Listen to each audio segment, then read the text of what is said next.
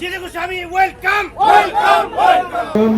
Slogan দিন, ভারত মাতা কি জয়, ভারত মাতা কি জিতু গোস্বামী জিন্দাবাদ, জিতু গোস্বামী জিন্দাবাদ, বহরমপুর সমষ্টি জিন্দাবাদ, বহরমপুর সমষ্টি জিন্দাবাদ, হিমন্ত বিশ্ব শর্মা জিন্দাবাদ, হিমন্ত বিশ্ব শর্মা জিন্দাবাদ, নরেন্দ্র মোদি জিন্দাবাদ, নরেন্দ্র মোদি জিন্দাবাদ।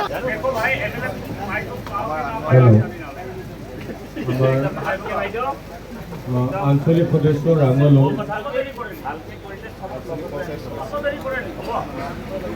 ৰাইজৰ এইবাৰ উৎসাহ দেখা পাইছোঁ আৰু হিমন্ত বিশ্ব শৰ্মা ডাঙৰীয়াৰ নেতৃত্বত ৰাইজে এখন সৰ্বাংগ সুন্দৰ অসমৰ ছবি দেখা পাইছে। ৰাইজৰ মনত আনন্দ আৰু প্ৰত্যেকটো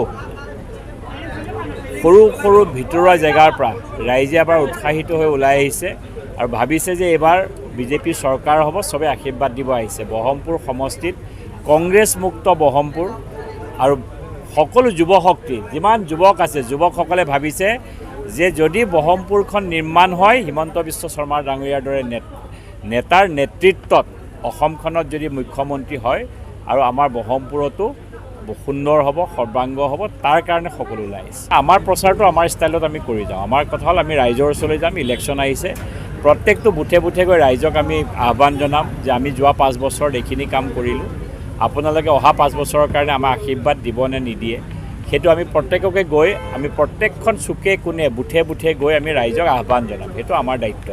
বিৰোধীয়ে ভয় খাইছে নে বিৰোধী উল্লাসিত হৈছে সেইটো বেলেগ কথা, সেইটো লৈ আমি চিন্তা নকৰোঁ। বিৰোধীয়ে যি কৰে কৰি থাকক, আমি এখন সৰ্বাংগ সুন্দৰ অসম নিৰ্মাণ কৰিম।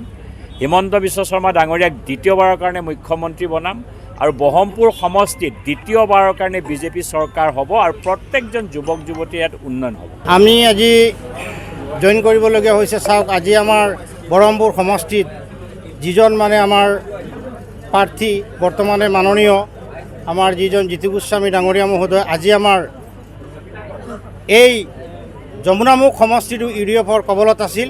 বহুদিনৰ পৰা আমি ৰাইজে কষ্টভোগ কৰি আহিছোঁ, কিন্তু কোনো এটা সমস্যাত কোনো এটা চহীপত্ৰৰ কাৰণেও আমি বিধায়কজনক বিচাৰি নাপাওঁ। আমাৰ এতিয়া সৌভাগ্য, বহৰমপুৰ সমষ্টিক আমাৰ মাননীয় জিতু গোস্বামী ডাঙৰীয়া মহোদয় এতিয়া প্ৰাৰ্থী নিৰ্ণয় হৈছে। গতিকে এইজনক তেওঁ বিধায়ক নোহোৱাৰ আগতে আমাৰ এই সমষ্টিত বহৰমপুৰ সমষ্টি যেতিয়া এটা 3 চুক এটা কাটি লৈ যেতিয়া বহৰমপুৰত সোমাই গ'ল, ইয়াৰ পিছত আমাৰ বৰ্তমান এই কেইবাদিনৰ ভিতৰত আজি আমাৰ এই অঞ্চলৰ ৰাইজে বহু ধৰণৰ সুযোগ সুবিধা পাইছে। চাওক, আজি বেলুগুৰি জিপিৰ ইয়াতে মই এটা উদাহৰণ দি আছোঁ।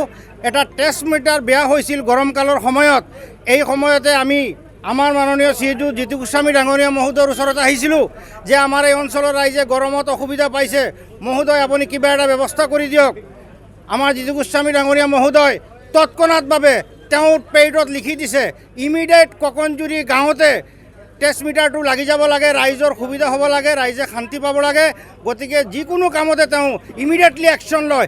এনেকুৱা এজন আগশাৰী ব্যক্তি, এনেকুৱা এজন প্ৰাৰ্থী আমাৰ ৰাইজৰ সৌভাগ্য পাইছোঁ। গতিকে এইবাৰ ভাৰতীয় জনতা পাৰ্টীৰ মাননীয় শ্ৰীযুত জিতু গোস্বামী ডাঙৰীয়াক বিপুল ভোটত জয়যুক্ত কৰিম বুলি আমি ৰাইজে আশাবাদী হৈছোঁ। আৰু আমি কৈছোঁ, আমি এতিয়া বৰ্তমানে আগতে ইউডিএফ দলতে আছিলোঁ, কিন্তু এতিয়া বৰ্তমানে আমাৰ যিজন বিধায়ক মহোদয়ৰ যিটো মানে নিয়ম নীতি, যিটো তেওঁৰ মানে গুণাগুণ, সেই গুণাগুণৰ ওপৰতে আমি আহি এতিয়া বৰ্তমানে ভাৰতীয় জনতা পাৰ্টীৰ আমি যোগদান কৰিছোঁ।